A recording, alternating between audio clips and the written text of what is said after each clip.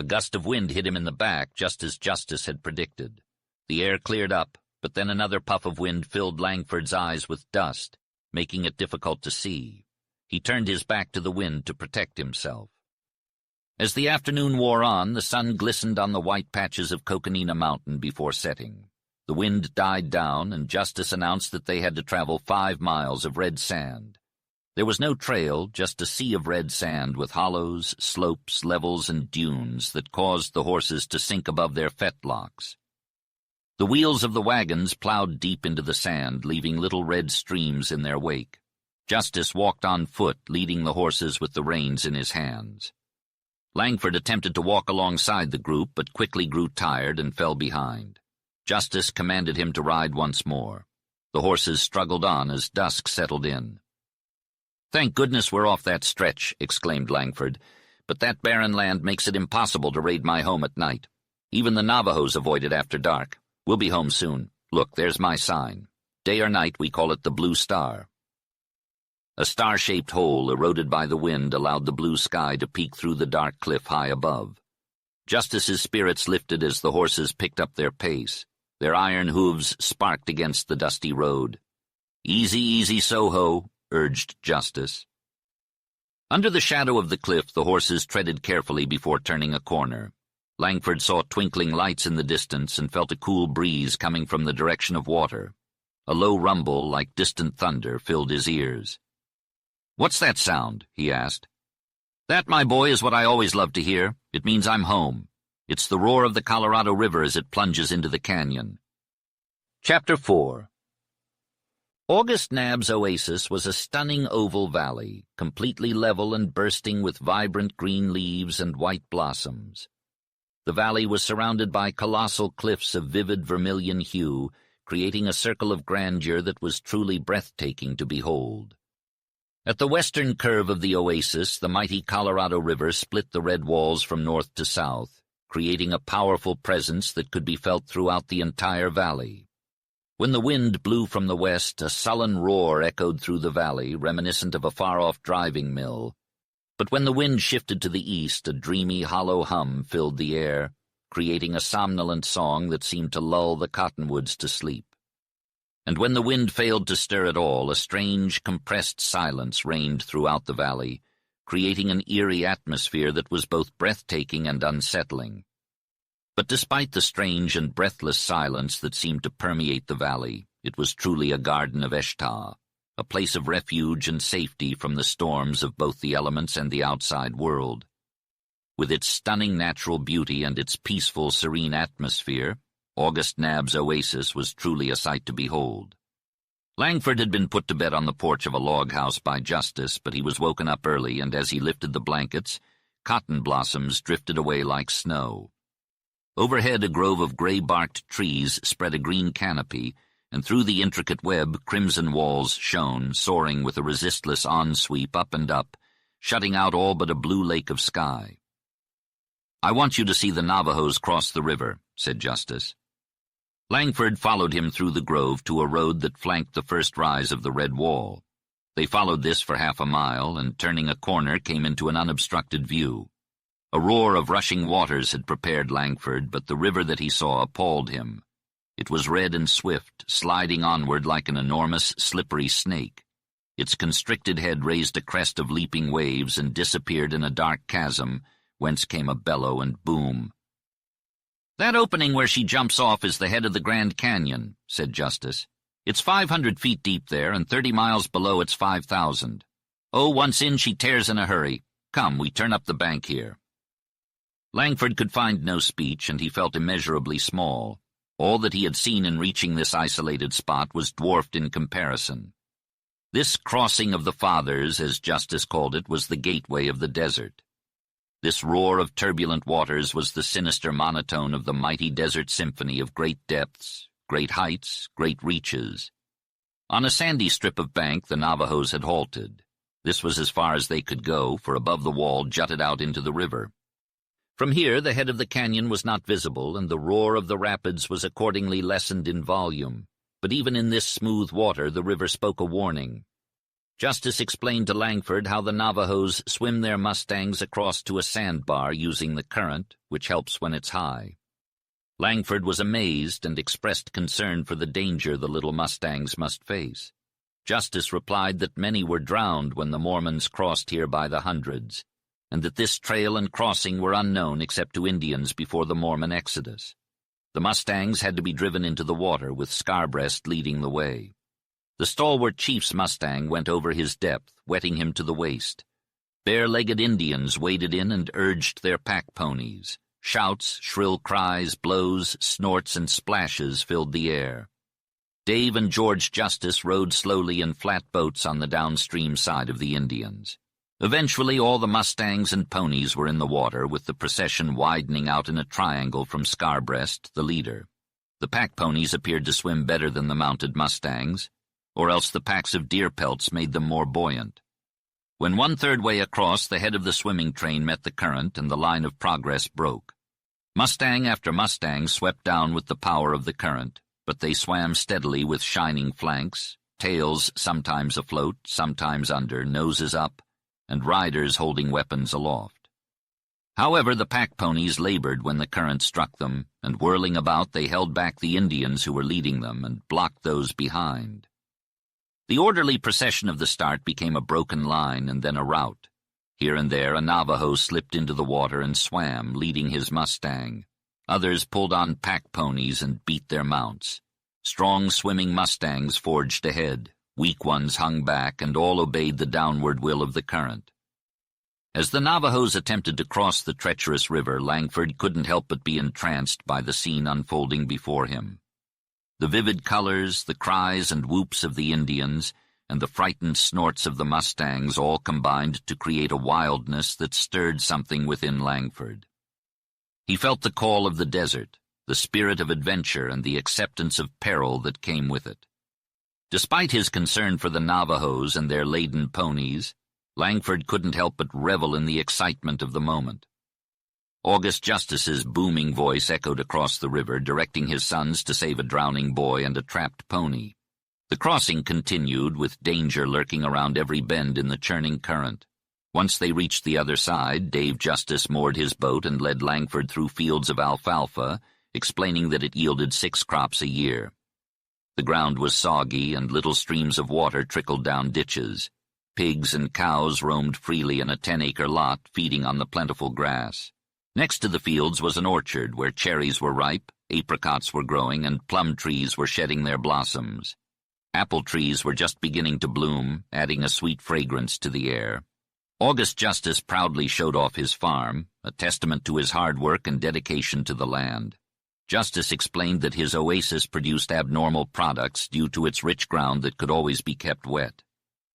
The reflection of the sun from the walls made even winter mild, and the spring, summer, and autumn were tropical. He pointed to grapevines as large as a man's thigh and told of bunches of grapes 4 feet long. He showed sprouting plants on which watermelons and pumpkins would grow so large that one man could not lift them. He even told of a pumpkin that took 2 men to roll. "I can grow any kind of fruit in such abundance that it can't be used. My garden is extravagant, but we get little benefit except for our own use, as we cannot transport things across the desert." The water, which was the main factor in all this richness, came from a small stream that Justice had diverted from its natural course into his oasis by making a dam and tunneling a corner of a cliff. Between the fence and the red wall was a wide bare plain that stretched to the house. At its farthest end was a green enclosure that Langford recognized as the cemetery mentioned by Snap. Langford counted 30 graves, a few with crude stone monuments, while others were marked by wooden headpieces. "I've the reputation of doctoring the women and letting the men die," said Justice with a smile. "I hardly think it's fair, but the fact is that no women are buried here. Some graves are of men I fished out of the river, while others are of those who drifted here and died keeping their secrets. I've numbered those unknown graves and have kept a description of the men so that if the chance ever comes I may tell someone where a father or brother lies buried. 5 of my sons, not one of whom died a natural death, found graves here. God rest them. Here's the grave of Mescal's father, a Spaniard." Langford thought to himself how strange it was that some men could live their entire lives without ever revealing their true selves or their names. He had met one such man in Nevada and had helped him when he was ill. The man had traveled with Langford to this spot, where he had lived for 9 years before passing away without ever sharing his story. Langford couldn't help but reflect on how unpredictable life could be. He was pulled out of his thoughts by Snap Justice, who showed him around the corrals filled with various animals. Langford was particularly drawn to Snap's cream pinto, a bay, and a magnificent horse with a mottled white coat. Justice explained that their best stock was out on the range and pointed out Charger, his own saddle horse. He shared the story of how Charger had run wild for 3 years before being caught, and how he was a weight carrier and a fast runner. Langford expressed his love for horses, but also admitted that he would never ride again. Despite his cheerful tone, there was a hint of sadness in his eyes. Justice, however, seemed to see something different. He imagined Langford on a big gray horse with a shining mane and appeared lost in thought. As they walked around the oasis, Langford couldn't help but admire the simple dignity of the bare plain graves. He wondered if he would find his final resting place in this quiet nook, where the light was steady and the graves fitting for the brevity of life and the insignificance of man. The cottonwood grove at the western curve of the oasis shaded the 5 log huts where August's grown sons lived with their wives, as well as Justice's own cabin, which was quite spacious. Justice then invited Langford to witness the wild mustangs being broken in along the stretch, promising to show him Mescal on Black Topper, a Navajo rider who could tear up the dust like no other. The house was a comfortable abode with a shingle roof and a covered porch on one side and an open one on the other. August Justice was pointing towards the schoolhouse when a burst of laughter, screams, and the sound of little feet interrupted him. "It's recess time," he said. A group of tousled-haired kids ran out of the log schoolhouse, creating a frenzy of excitement under the trees. There were 14 children ranging from 4 to 12 years old, and they were all full of life. Langford had never seen such happy and healthy kids. In no time, the shady circle was filled with hounds, puppies, turkey gobblers, guinea hens, chickens, and a lame wild goose. Peafowls screeched from the trees, while flocks of blackbirds sang and pigeons hovered over the house. The last to arrive were a woolly sheep and a bald-faced burro. These 2 animals became the center of attention, and the children tried to ride them. 4 chubby youngsters mounted the burro, and the others cheered them on, shouting, "Noddle, Noddle, get up, get up!" But Noddle refused to budge. Then a 6-year-old boy tried to climb onto the back of the sheep, and willing hands helped him. "Ride him, Billy, ride him! Get up, Navvy, get up!" Navvy had never been ridden before, so he started to buck like a wild bronco. Billy held on, but his smile faded and his mouth turned down. August Justice cheered him on. "Hang on, Billy, hang on!" Billy held on for a moment longer, then Navvy, confused by the annoying crowd around him, thrust forward and bumped into Noddle, causing the 4 kids and Billy to tumble into a wriggling heap. This break time marked Langford's introduction to the Justices. There were Mother Mary, Judith, and Esther, whom he recognized, as well as Mother Ruth and her 2 daughters, who looked like their sisters. Mother Ruth, August's second wife, was younger than Mother Mary, more attractive, and had a sadder and more serious expression. The wives of the 5 sons, except for Snap Justice's delicate wife, were robust women capable of creating homes and raising children. "Now, Jack, everything is going well," August said. "For now you must eat and rest. Walk some, but don't tire yourself. We'll practice shooting a little every day. That's one thing I'll make time for. I have a gun trick to show you, and if you feel up to it, take a donkey and go for a ride. In any case, make yourself at home."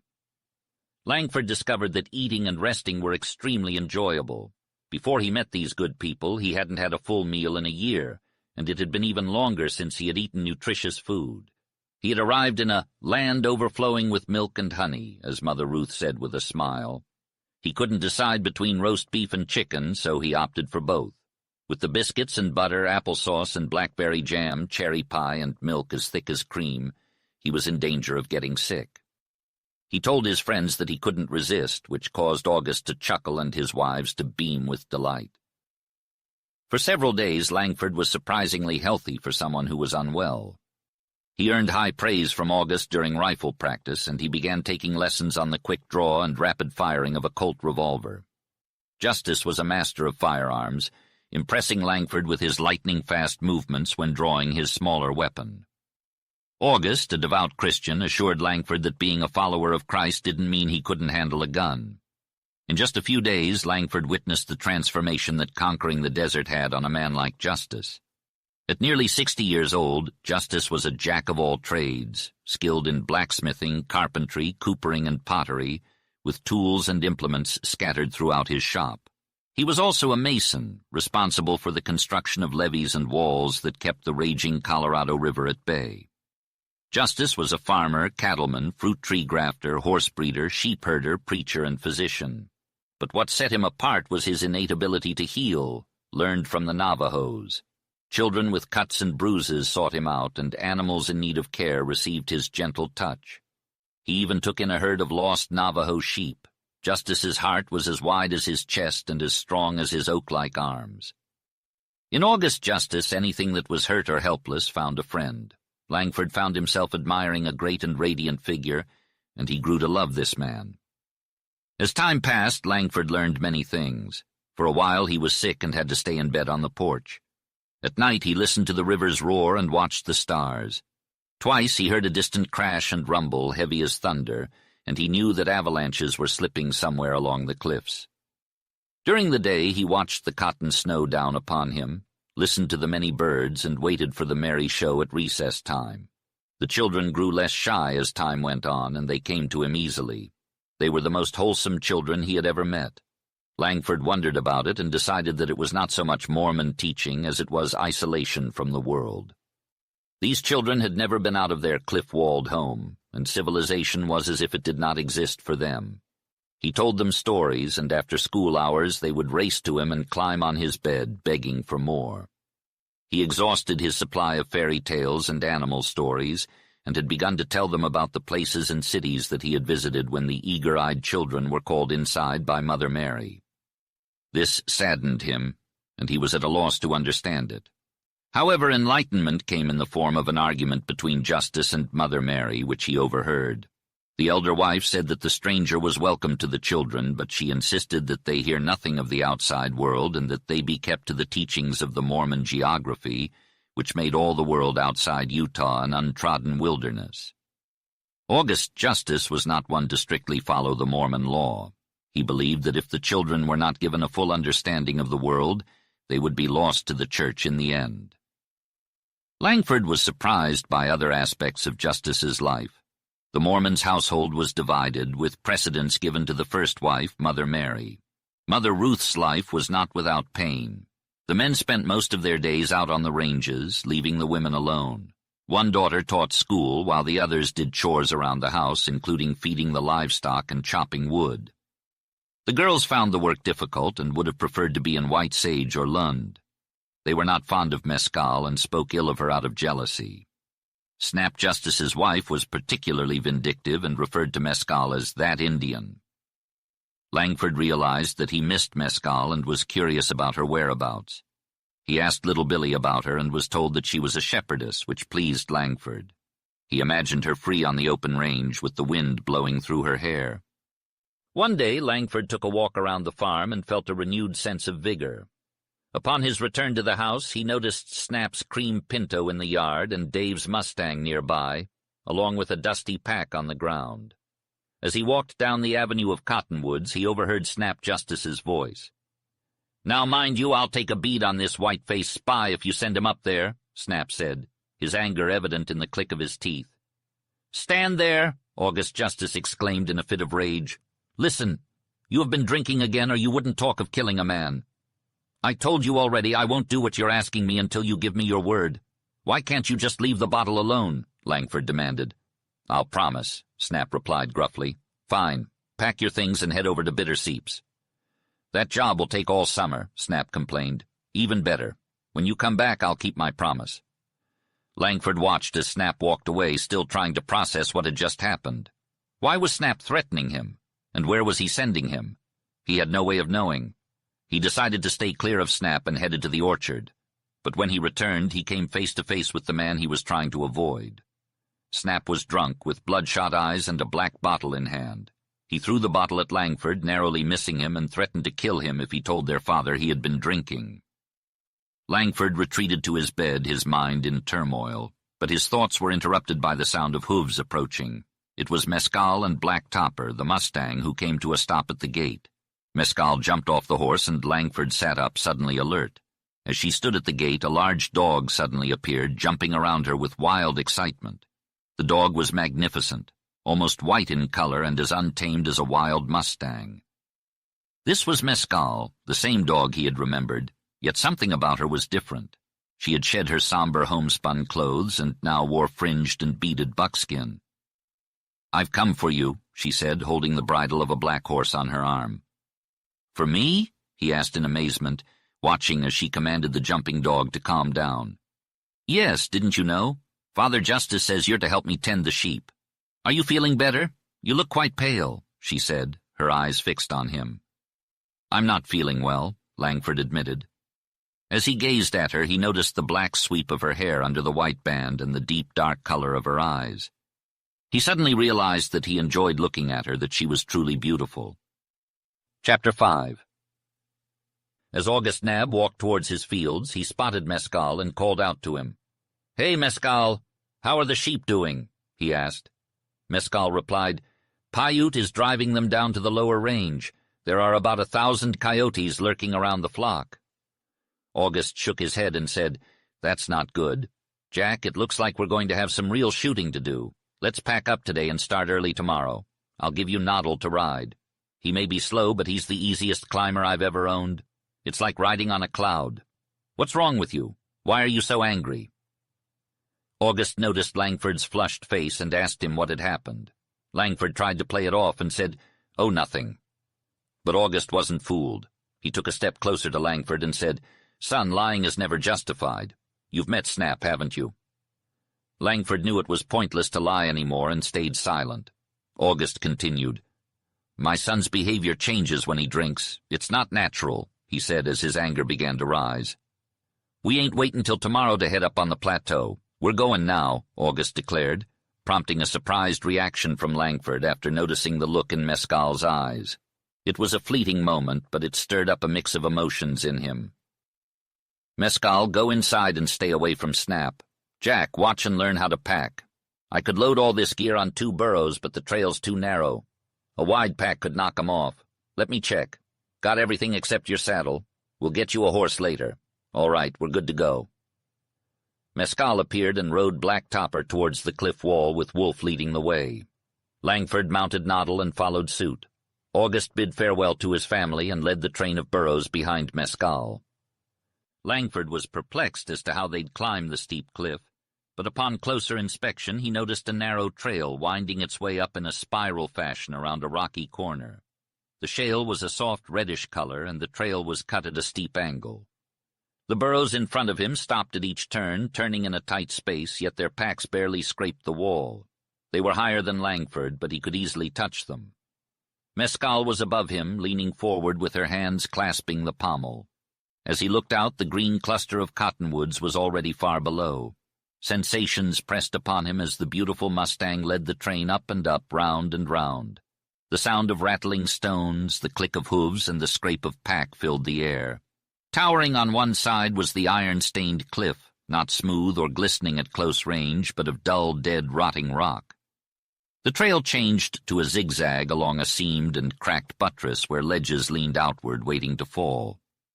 A steeper incline, where the burros crept upward warily, led to a level ledge heading to the left.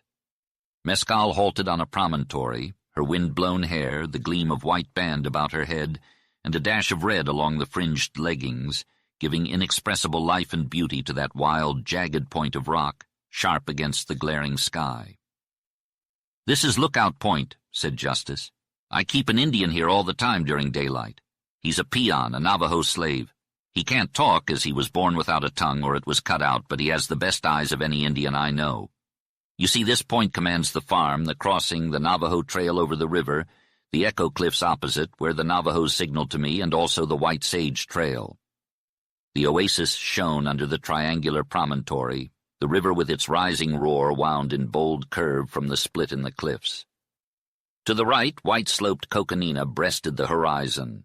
Forward across the canyon line opened the many-hued desert.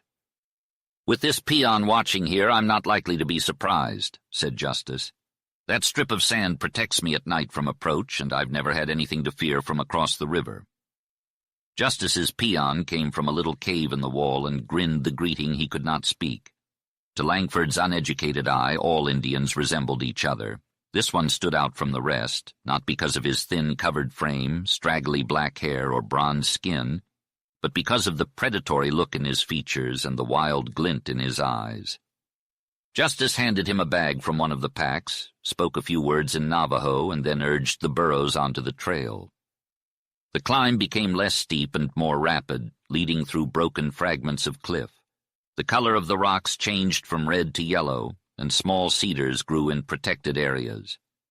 Langford gave up trying to estimate the altitude due to the frequency of his height misjudgments. The ride began to wear on him, and he thought he couldn't stay on Noddle any longer. Despite an hour of sunlight remaining, the cold, thin air had made his fingers numb. "Hold on, Jack," cheered August. "We're almost there." Black Topper disappeared from view, followed by the burros, until Noddle reached level ground, wagging his ears. Langford saw a gray-green cedar forest with yellow crags in the background, and a rush of cold wind hit him in the face. He choked for a moment, struggling to catch his breath. The air was thin and rare, and he inhaled deeply to overcome the suffocation. He soon realized that the problem was not the thinness of the atmosphere, but rather the bittersweet, penetrating odor it carried. He felt almost suffocated. It wasn't like the smell of pine, but it made him think of pine trees. "Ha, that's good," said Justice, expanding his chest. "That's air for you, my lad. Can you taste it? Well, here's camp. You're home for many a day, Jack. There's Paiute. How do?" "How are the sheep?" asked August, addressing a short Indian with a friendly face and silver rings in his ears. "Bad damn coyote," replied the Indian, shaking his head. "Paiute shake with Jack. Him shoot coyote got big gun," said Justice, introducing the Indian to Jack. "How do, Jack?" greeted Paiute, shaking his hand and admiring his new rifle. "Damn heap big gun." "Jack, this Paiute may be an outcast, but he's trustworthy. I've had him with me for 5 years, ever since Mescal found him on the Coconina Trail. He knows this area like the back of his hand," explained August. The camp was situated in a depression protected from the wind. A fire burned in the center, and a teepee-like tent was staked at its 4 points. A rock slab provided shelter for supplies and the Indian, while a spring gushed out at one end. A gray cedar marked the entrance, and August began preparing Langford's bed under its branches. "Here's where you'll sleep, rain or shine or snow," said August. "I've slept on the ground my whole life, and Mother Earth makes the best bed. I'll dig out a little pit for your hips in this soft mat of needles. Then we'll put the tarpaulin, a blanket, and more blankets. Your feet should be a little higher than your head to break the wind and prevent you from catching a cold. Just change your position according to the wind's direction. Pull up the blankets and then the long end of the tarpaulin. If it rains or snows, cover your head and sleep to the song of the wind." From his spot, Langford could see down into the depression where they had set up camp. The fire crackled and popped as Justice added more wood to it. Paiute sat nearby, peeling potatoes with precision. Mescal knelt on the ground, her bare arms working the dough in a basin. Wolf watched her intently while Black Topper lifted her head to catch the falling grains. Justice called out that supper was ready, and Langford eagerly dug into the bacon, eggs, and hot biscuits. Justice nodded in approval, urging him to eat more and rest well. Langford listened, remembering Scarbreast's advice to do just that. After supper, Langford strolled out to the edge of the wall, watching the sun sink lower and lower until it disappeared behind the desert. He was lost in thought until he saw the last glimmer of light fade from the slopes of Coconina.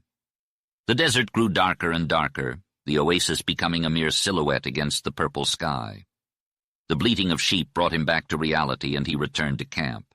Wolf slept by Mescal's tent, Paiute was nowhere in sight, and Justice had already retired for the night. Langford crawled into his bed, his tired legs aching. The sound of the sheep and the bells around their necks kept him awake for a while, the wind through the cedars adding to the sweet melody. He listened until the music faded away and sleep overtook him. As he woke up, he noticed a thin layer of frost on his bed, and the ground outside was covered in a white frost. Getting out from under the shelter of the cedar, he was hit with the strong scent of black sage and juniper, almost like a punch to the face. The rich smell of piney pitch made it hard for him to breathe, and he felt a sharp pain in his lungs when he opened his mouth. It was just as he had feared. Pneumonia had set in. He collapsed against the cedar, shocked by the realization. However, he quickly regained his composure as he remembered that he had already given up hope. He didn't want to admit that he had started to want to live in this wild and rugged canyon country. It would only mean more disappointment. After a brief internal struggle, he returned to his former resignation. Placing his hand under his flannel shirt, he felt the soreness in his chest. It wasn't just in one spot, but all over. Taking deep breaths filled his chest with thousands of pricking needles, and there was a burning hollow in the depths of his chest. Despite his discomfort, he put on his boots and coat, washed himself in the spring, and presented himself in front of the roaring fire, half-frozen, disheveled, and trembling, but with a cheerful demeanor. He refused to tell Justice about his condition. If he was going to die soon, he would do so under a cedar without complaining to anyone. "Good morning," Justice greeted Langford with his infectious cheerfulness. Langford followed Justice's hand gesture and saw the sun, a pale pink globe rising between the golden crags of the eastern wall through a misty blue. Mescal shyly said good morning to Justice. Paiute smiled broadly and gave a familiar how-do, and the peon slave, who had finished breakfast, silently greeted them. August asked if they heard the coyotes last night, but Langford didn't hear anything. Justice remarked that the coyotes' chorus was the loudest he ever heard, and he wished he had the time to stay and shoot some. He reminded Langford to practice with the rifle and not to neglect the Colt, particularly the draw he taught him. Paiute had a carbine, but Justice laughed and said he never saw an Indian who could hit anything. Paiute grumbled that the gun was no good, but Justice just chuckled and talked about the sheep while Langford ate breakfast. Justice had a flock of 3,000 sheep, mostly Navajo stock, which were small and hardy that could survive on anything but cactus and needed little water. The flock had grown from a small number to its present size in a few years, and they were free from diseases and pests that could hinder their growth. Justice believed that if it weren't for the wild beasts' ravages, he could raise many thousands of sheep and become rich in sheep alone. In the winter he drove them down into the oasis, and in other seasons he herded them on the high ranges where the cattle couldn't climb. There was enough grass on this plateau for 1,000,000 sheep. After the spring thaw in early March, occasional snows fell until the end of May, and frost hung on until early summer. Then the July rains transformed the plateau into a garden. "Get the .44, Justice declared, and we'll go out and break it in." With the long rifle in the hollow of his arm, Jack forgot that he was a sick man. As he approached the flock, the smell of sheep overpowered the tasty aroma of black sage and juniper. Sheep roamed everywhere beneath the low cedars, browsing with noses in the frost. The curly-horned rams tinkled with tiny bells, and an endless variety of bleats filled the air. "They're spread now," August remarked. "Mescal drives them on every little while, and Paiute goes ahead to pick out the best browse. Watch the dog, Jack. He's all but human." "His mother was a big shepherd dog that I got in Lund. She must have had a strain of wild blood. Once, while I was hunting deer on Coconina, she ran off with timber wolves, and we thought she was killed. But she came back and had a litter of 3 puppies. 2 were white, the other black. I think she killed the black one, and she neglected the others. One died, and Mescal raised the other. We called him Wolf. He loves Mescal and loves the sheep and hates a wolf. Mescal puts a bell on him when she is driving, and the sheep know the bell. I think it would be a good plan for her to tie something red around his neck, a scarf, so as to keep you from shooting him for a wolf." Nimble and alert, the big white dog was never still. His duty was to keep the flock compact, to head the stragglers and turn them back, and he knew his part perfectly. There was dash and fire in his work, and he never barked. As he herded the Navajo sheep, the smaller ones bleated their way back to the fold, while the larger ones wheeled reluctantly, and the old rams squared themselves, lowering their massive horns as if to butt him. However, they never stood their ground when he reached them, for there was something about Wolf that demanded respect. Occasionally, while he was working on one side, a crafty sheep on the other would sneak out into the thicket. Then Mescal would call, and Wolf would flash back to her, ready to take his order.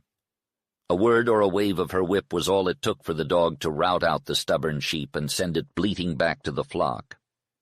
"He handles them with ease now," said Justice, But when the lambs come, they can't be kept in. The coyotes and wolves hang out in the thickets and pick off the stragglers. However, the worst enemy of sheep is the old grizzly bear. Usually they are grouchy and dangerous to hunt. They come into the herd, kill the mother sheep, and eat the milk bag no more. In a single night they can kill 40 sheep. Paiute saw the tracks of one up on the high range and believes this bear is following the flock. Let's head into the woods some little way, into the edge of the thickets, for Paiute always keeps to the glades, and see if we can pick off a few coyotes. August cautioned Jack to step stealthily, slip from cedar to cedar, and use every bunch of sage and juniper to hide his advance. Watch closely, Jack. I've seen 2 already. Look for moving things. You won't be able to see them when they're still, but you'll catch them moving. They are as gray as the cedars, the grass, and the ground. Good. Yes, I see one, but don't shoot. That's too far. Wait. They sneak away, but they'll return. You can afford to make sure. Take aim low and be quick, instructed Justice as Jack took his shot at the coyotes. They had seen over 20 of them in just a mile, but Jack managed to kill 5 with 5 shots. You're getting the hang of it, complimented Justice. Paiute will skin and salt the pelts. I'm heading up to look for bear sign. You can continue on your own. Langford was in no hurry as he carefully stalked the coyotes while Justice went off to scout for bears. Suddenly, Justice's yell pierced the air, interrupting Jack's concentration. He hurried back to meet Justice, who recounted his adventures with a mix of excitement and disappointment. "Are you tired?" asked Justice, concerned for Jack's well-being. "No," replied Jack. "Well, don't overdo it on the first day," cautioned Justice. "By the way, I have news for you. There are some wild horses on the high range. If they come down here, you send Paiute to close the trail at the upper end of the bench, and you close the one we came up. There are only 2 trails where even a deer can get off this plateau, and both can be barred by the gates. We built them to keep the sheep in, but they'll serve this purpose too. If you get the wild horses on the bench, send Paiute for me." As they returned to camp, they passed Paiute herding the sheep into a corral. Justice sent him to look for the dead coyotes while they checked on the burros. 2 of them were wearing empty pack saddles, while Noddle was eating from Mescal's hand. "Mescal, should I take Black Topper home?" asked August. "Can't I keep her?" Mescal hesitated before reluctantly agreeing. "She's yours, but you run a risk. There are wild horses on the range. Will you keep her hobbled?" "Yes," promised August, determined to keep his new horse. "I don't think Topper would ever run off from me," said August. "Be careful that she doesn't, hobbles and all. Jack, I've got some news for you. There's a huge grizzly bear lurking on the trail of our sheep. What I want to know is, should I leave him to you or come up here myself and wait for him?" "Why?" said Jack slowly. "Whatever you say. If you think it's safe to leave him to me, I'm willing. A grizzly won't be a pleasant sight. I've never known one of those sheep killers that wouldn't run away from a man if wounded." "Tell me what to do." "If he comes down, it's likely to be after dark. Don't risk hunting him then. Wait until morning and put Wolf on his trail. He'll be up in the rocks, and if you hold the dog in, you may find him asleep in a cave. However, if you happen to meet him during the day, do this. Don't waste any shots. Climb a ledge or tree if one is available. If not, stand your ground. Get down on your knee and shoot and let him come. Remember, he'll grunt when he's hit and start coming towards you and won't stop until he's dead. Have faith in yourself and your gun, for you can kill him. Aim low and shoot steadily. If he keeps coming, there's always a fatal shot, and that is when he rises. You'll see a bare spot on his breast. Put a .44 into that and he'll go down." August spoke so easily, as if he were explaining how to shear a sheep, that Jack's emotions fluctuated between amazement and laughter. Truly, this man from the desert had stripped himself of all the false fears of civilization. "Now, Jack, I'm off. Goodbye and good luck. Mescal, take care of him." "Come on, Burros, let's go, Noddle. Move it, Biscuit." With a cheerful tone and a few slaps, the man urged the burros into the forest. Eventually, the man's tall figure and the animals disappeared among the trees.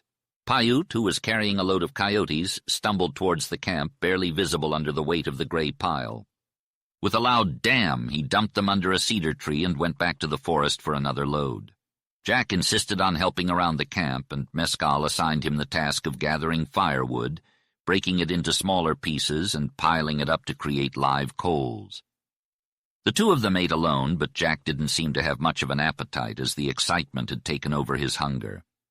He shared with Mescal how he had snuck up on the coyotes, how some had gotten away, and how he had missed a gray wolf. He asked her questions about the sheep and if there would be more wolves, wondering if the silver tip would come. The events of the day had him completely captivated. As the sunset drew him to the rim, Jack almost tripped over Mescal, who was seated with her back against a stone. Wolf lay with his head in her lap, growling.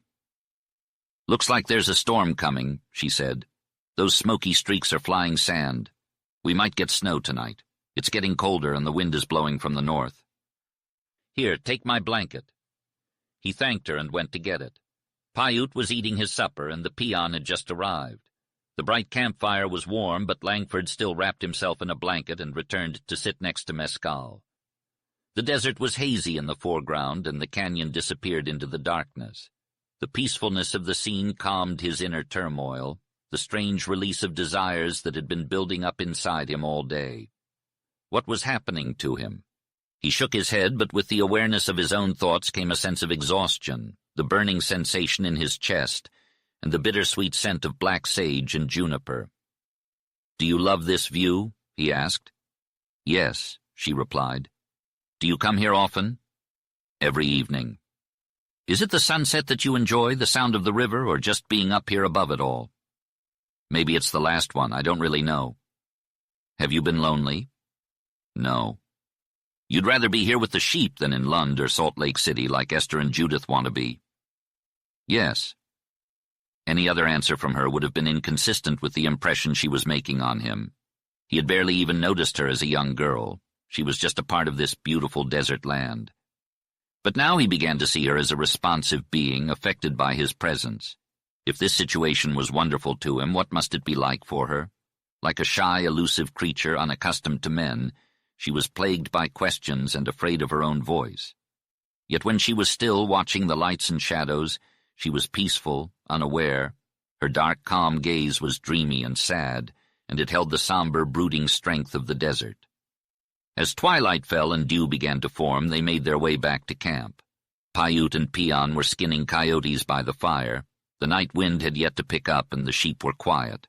The only sound was the crackling of burning cedar sticks. Jack began to talk. He had to talk. Addressing Paiute and the silent Peon, he launched into random speech, and the words flowed out of him like a river. Paiute nodded in approval, muttering "damn" whenever he understood a point, and the Peon twisted his lips and gazed at Langford with diamond-like eyes. The lonely sheep range was a welcome sight to the sentinels, who had been watching for hours. Jack spoke of cities, ships, people, and simple things in his previous life. He found that Mescal was not only listening, but was also absorbed in his tales. It was like a romance to her, fulfilling her vague dreams. She did not leave until he stopped talking, and then she said a startled "good night" and disappeared into her tent. Jack lay in his warm blankets, watching the last moments of the day. The stars peeped through the cedar foliage, and the wind sighed, rising steadily to sweep over him with its breath of ice and the fragrances of juniper, black sage, and cedar. This was only the beginning of many days of increasing charm, forgetfulness of self, and of time passing unnoted. Every day was like the one before it, only richer. The hoarfrost silvered the dawn, and the sheep browsed while the coyotes skulked in the thickets. The rifle spoke truer and truer. Every sunset Mescal's eyes mirrored the desert, and every twilight Jack sat beside her in silence. Every night he talked to Paiute and the Peon by the campfire flare. The Indians were appreciative listeners, even if they didn't understand Jack's stories. However, his talk with them was only a presence. He wanted to reveal the outside world to Mescal, and he saw with pleasure that every day she grew more interested. One evening Jack was telling them about New York City, the monster buildings where men worked, and the elevated railways, which were still a novelty in the late 70s. Paiute interrupted him, demanding that he make the story more clear. Jack did his best with gestures and speech, but he had to appeal to Mescal to translate his meaning to the Indian. To his surprise, Mescal translated his story with surprising fluency. Paiute didn't seem to believe Jack's story about trains carrying people through the air. Instead of smiling, he frowned and gave Jack a nasty look. Paiute had trusted Jack, but now he felt betrayed. "That's a damn lie," he growled, and stormed off into the darkness. Langford was briefly disheartened by Paiute's skepticism. but Mescal's laughter helped to lift his spirits. He laughed with her and felt a newfound sense of happiness. From that moment on, Langford spoke directly to Mescal. She was shy at first, but soon became eager to learn about cities, people, and especially women, what they wore and how they lived. Langford was enchanted by her curiosity and her quick mind. He felt honored to be able to teach her about the world beyond the desert. In May it was time for the lambs to be born. Mescal, Wolf, Paiute, and Jack were kept busy day and night. It was safer for the sheep to give birth at night, but the howling of coyotes made it difficult for the shepherds to sleep. Suddenly the forest was filled with the sound of bleating lambs. They were small and fluffy, and they followed their mothers everywhere. But the coyotes were always lurking nearby, waiting to pounce on an unsuspecting lamb. The wolves were even more dangerous. They were big and powerful, and they could take down a full-grown sheep. Paiute never slept, and Wolf's jaws were always stained with blood. It was a hard and dangerous time for the shepherds, but they were determined to protect their flock.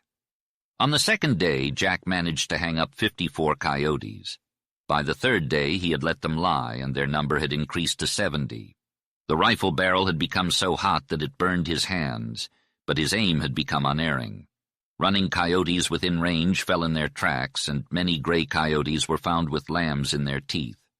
One night, as the shepherds rested around the campfire, the dog rose and began to quiver. The cold wind carried the scent of a wolf, and the sheep began to bleat. Suddenly there was a rippling crash, and the corral fence was smashed to pieces.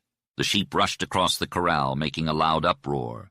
Mescal cried out that it was a bear, but her dark eyes were on Jack, who seized his rifle.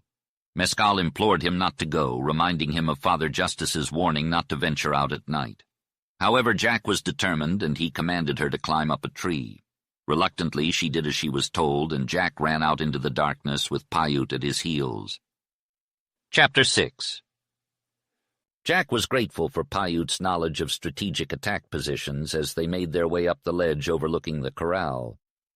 The moonlight was weak, but they could still make out the sheep frantically running in packs, huddling together at the fence and making an ear-splitting noise.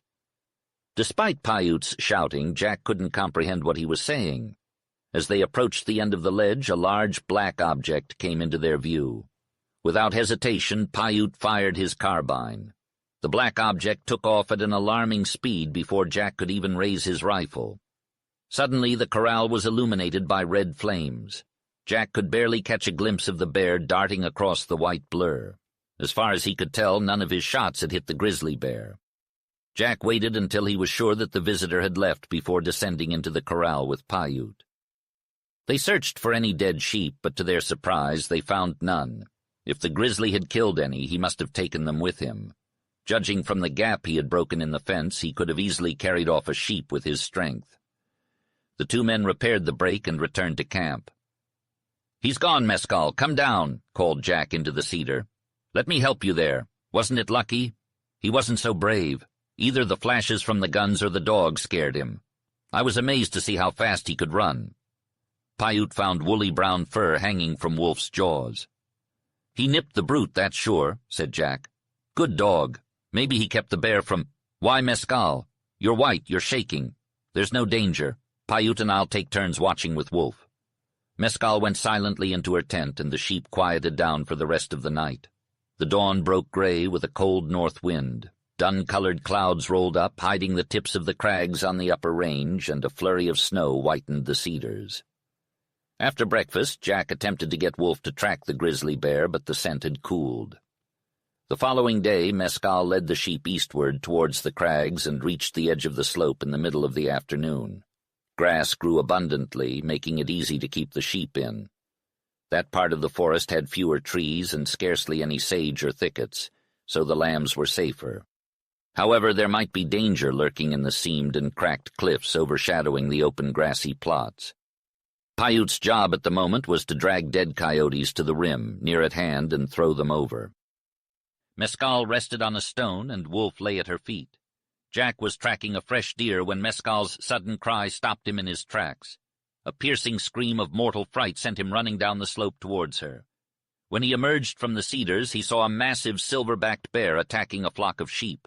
The bear was striking right and left, causing the sheep to flee frantically in all directions. Jack took aim and fired a bullet into the bear from a distance. Stung, the grizzly whirled around and reared with a roar of fury.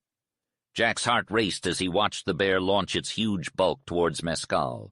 He quickly checked himself and leveled his rifle, taking aim at the bear.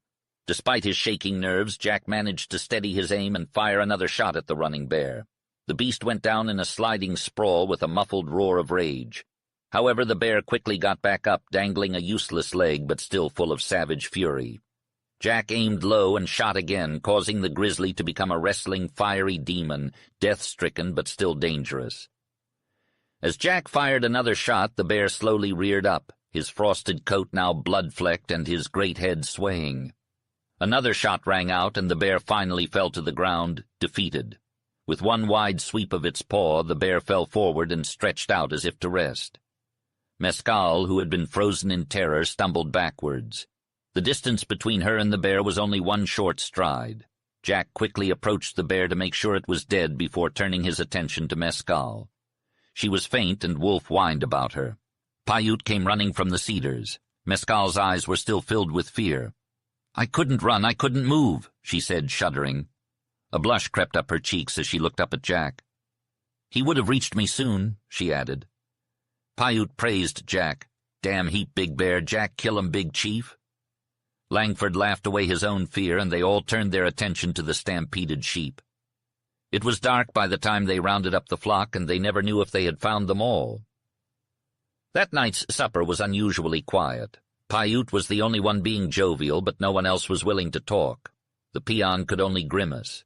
The feeling of relief following Mescal's escape had robbed Jack of his voice, and he could barely whisper. Mescal didn't speak at all, her black lashes hiding her eyes. Wolf, who was always indifferent except towards Mescal, sensed the change in the air and laid his head on Jack's knees. The quiet hour around the campfire passed, and they all eventually fell asleep. The next day dawned fresh and faithful to their duties, regardless of what had happened before. June arrived, bringing more leisure time for the shepherds, better grazing for the sheep, heavier dews, lighter frosts, snow squalls, half rain, and bursting blossoms on the prickly thorns. Wild primrose patches could be found in every shady spot, and bluebells lifted their wan azure faces to the sun. The final snowstorm of June loomed over the yellow cliffs, threatening the morning with its dull, leaden clouds. Suddenly, as if on a single command, the clouds sailed down the heights and engulfed the cedar forest in a blinding, swirling storm. The flakes were as large as feathers, moist and almost warm. The low cedars were transformed into mounds of white, while the sheep and their little lambs disappeared into the color of their own pure fleece. Although the storm had been long awaited, it was brief in passing. Driven by the wind towards the desert, it moaned its last in the cedars before sweeping away as a sheeted pall. As it floated over the canyon, it trailed long veils of white that thinned out, darkened, and failed far above the golden desert. The columns of snow merged into straight lines of leaden rain, which flowed into vaporous mist, and the mist cleared in the gold-red glare of endless level and slope. No moisture reached the parched desert. Jack strode into camp with a snowy burden slung over his shoulder. He tossed it down, revealing a small deer before shaking the white mantle from his coat. Whistling, he kicked the fire logs and gazed out at the silver cedars, now dripping under the sun, at the rainbows in the settling mists and at the rapidly melting snow on the ground. "Got lost in that squall. Fine, fine," he exclaimed, throwing wide his arms. "Jack," said Mescal. "Jack." A forgotten memory had surfaced, causing her olive skin to blush crimson and her eyes to dilate with rare emotion. "Jack," she repeated. "Well?" he replied, surprised. "To look at you. I never dreamed I'd forgotten." She trailed off. "What's the matter with me?" demanded Jack. Lost in thought about the past, she responded in amazement. "We found you at White Sage when you were on the brink of death." He straightened up, taking a sharp breath, and stared at her as if he had seen a ghost. "Jack, you're going to recover." She smiled, and for a moment Jack Langford searched her face for the truth. He had forgotten all about it while waiting for his death, but now, with life shining in the girl's dark eyes, he remembered. Passionate joy flooded his heart. "Mescal, Mescal," he exclaimed brokenly. The eyes that shone on him were true, and the lips that urged him to hope and live again were happy and sweet. Instinctively he kissed them with an unutterably grateful kiss, then ran aimlessly into the forest. The flight ended in sheer exhaustion on the far rim of the plateau. The spreading cedars seemed to have eyes, and he avoided them in this hour. "God, I can't believe I cared so much," he whispered. "What happened?" With time, relief came to his limbs and labored chest and lungs, but not to his mind. He looked at himself in doubt that wouldn't die. The leanness of his arms, the flat chest, and the hollows were gone. He didn't recognize his own body. He breathed to the depths of his lungs. No pain, only exhilaration. He pounded his chest, but there was no pain. He dug his trembling fingers into the firm flesh over the apex of his right lung, the place of his torture, but there was no pain. "I wanted to live," he cried. He buried his face in the fragrant juniper. He rolled on the soft brown mat of earth and hugged it close. He cooled his hot cheeks in the primrose clusters. He opened his eyes to a new bright green of cedar, to sky of a richer blue, to a desert strange, beckoning, enthralling as life itself. He counted backward a month, 2 months, and marveled at the swiftness of time. As he counted time forward, Langford envisioned a future filled with long days of hunting and riding, serving his friend, and reveling in the freedom of the wild steppes. He saw himself growing stronger and more attuned to the wilderness with each passing day, ready to fight for it, live for it, and even die for it. But it wasn't until he met Mescal, the embodiment of the desert spirit, that he truly understood the beauty and significance of this wild life. Living with her on the plateau, Langford had grown to love Mescal unconsciously, drawn to her by the fire in her eyes and the wildness of her spirit. And now, as he stood before her in the twilight, he realized the depth of his feelings for her. "Mescal, I didn't know I loved you then, but I know it now," he declared, watching as her face dropped and her hand trembled. As Langford walked away, leaving Mescal to ponder his words, he knew that his future was forever changed. He would continue to hunt and ride and fight for the wilderness, but now he would do it with the love of Mescal in his heart and the fire of her spirit by his side. "You're right. I'll get better," he spoke. "I'd rather hear it from you than anyone else in the world. I plan to live my life here, where these incredible things have come to me. The friendship of the man who saved me, this untamed and free desert. The beauty of new hope, strength, life, and love." He took her hand and whispered, "Because I love you. Do you feel the same? Mescal, it has to be complete. Do you care for me even a little?" The wind tousled her dark hair, obscuring her face. He tried to turn her towards him, but she remained still. Her hand, warm and trembling in his, did not pull away. He waited, filled with both fear and hope, until she finally relaxed and surrendered to him. Her face rested against his chest, and her hair fell around them like a curtain. That was her answer. The wind sang in the cedars, no longer a sorrowful sigh of the past, but a joyful song of what was to come: hope, life, and Mescal's love.